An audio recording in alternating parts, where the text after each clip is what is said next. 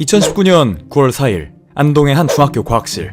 과학 수업이 시작되기 전 학생들은 시간을 때우기 위해 공놀이를 하고 있었습니다. 그 과정에서 한 학생이 실수로 포르말린 용기를 맞추어 해당 물질이 1리터가량 유출되는 사고가 발생합니다. 해당 사고로 인해 학생들은 메스꺼움 증상과 눈의 따가움을 느끼기 시작했고 60여 명의 학생과 교사가 인근 병원으로 이송되어 치료를 받아야만 했습니다. 한편 2020년 7월 22일에는 인천의 화학제품 공장에서 폭발 사고가 발생합니다. 사고 당시 업체는 과산화수소 저장소에 수산화나트륨을 잘못 주입했으며 이렇게 잘못 주입한 물질을 탱크로리 차량을 통해 다시 빼내고자 하였습니다. 당시 경찰 소방 당국은 그 과정에서 수산화나트륨이 탱크로리 차량에 실린 화학물질과 반응하여 폭발을 일으킨 것으로 추정하고 있습니다. 이러한 폭발 사고로 8명의 직원 사상자가 발생하였으며 당시 구조를 위해 뛰어든 소방관 1명 또한 화학물질에 접촉해 부상을 입고 말았습니다. 화학사고 발생 당시 구조대들은 화학복을 입고 대응해야 하였으나 화학 전문가가 부재했기 때문에 방화복만을 입은 채 그대로 화학물질에 노출될 수밖에 없었던 것입니다. 이처럼 화학물질로 인한 사고는 산업 현장뿐만 아니라 학교, 집 등 우리 삶에 가까운 곳에서 지속적으로 우리들의 안전을 위협하고 있습니다. 특히 고도의 성장을 이루며 선진국 반열에 접어들기 시작한 우리 사회에서 크고 작은 화학사고가 끊임없이 발생하고 있다는 것은 사회 문제로서 인식해야 할 중대한 사안이며 이러한 문제 해결을 위해 우리 모두의 공통된 대처가 반드시 필요한 실정입니다. 그렇다면 화학사고에 대해 개인 차원에서 예방할 수 있는 방법에는 무엇이 있을까요?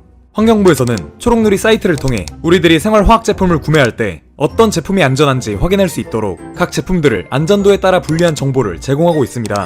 이렇게 화학 제품에 대한 다양한 정보가 올라와 있으니 여러분의 안전을 위해 생활화학 제품 구매 전 활용해보도록 해보세요. 또한 생활 속 화학사고의 대부분은 순간 접착제, 표백제 등 액체 물질을 사용 중에 안구에 튀는 사고가 대부분을 차지합니다. 따라서 화학 제품을 사용할 때 안경 및 보호 안경을 착용해 주는 것만으로도 일상의 화학사고 중 절반 이상을 예방할 수 있습니다. 그렇다면 만약 외부에서 화학 안전사고가 발생했을 경우에는 어떻게 대처해야 하는 것일까요? 지금부터 지식 한 잔이 여러분께 사고 발생 시 실천해야 할 행동 요령에 대해 알려드리도록 하겠습니다. 화학물질 운반 차량 혹은 사업장 주변에서 연기, 폭발음 혹은 냄새가 난다면 그 즉시 119에 신고하도록 합니다. 신고 시에는 사고의 위치와 냄새, 증상 등 현장의 상황을 가급적 구체적으로 전달해 주는 것이 좋습니다. 혹여나 현장 가까이에 있다면 마스크로 입과 코를 막아야 합니다. 이후 노출된 피부들은 비닐 등으로 가능한 모두 가려주도록 합니다.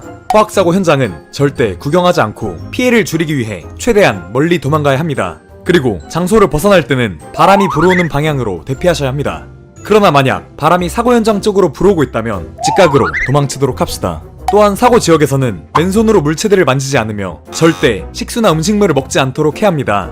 차량에 있는 분들은 창문을 즉시 닫은 뒤 공기 순환을 내부 순환으로 바꿔 주어야 합니다. 에어컨, 히터는 안전지역으로 이동할 때까지 작동을 중단해 주셔야 하며 마스크 또한 반드시 착용하도록 합니다. 만약 여러분이 사고 인접 장소 실내에 있다면 외부와 연결된 모든 출입문을 닫고 테이프 등으로 틈새를 밀봉해 주도록 합니다. 이후의 진행 상황은 스마트폰 혹은 외부 방송을 통해서 지속적으로 확인해 주도록 합시다.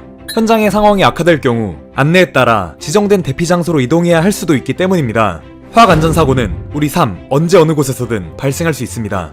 얼마 전 가습기 살균제 사고를 계기로 화학물질의 유해성과 위해성을 관리하기 위한 화학물질 등록 및 평가 등에 관한 법률도 만들어져 강화되고 있다고 합니다.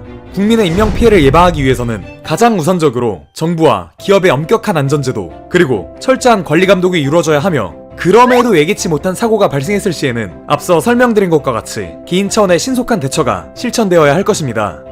정부, 기업, 개인 모두의 노력이 하나 되어 안전한 대한민국이 이루어지기를 바라며 영상을 마치도록 하겠습니다. 감사합니다.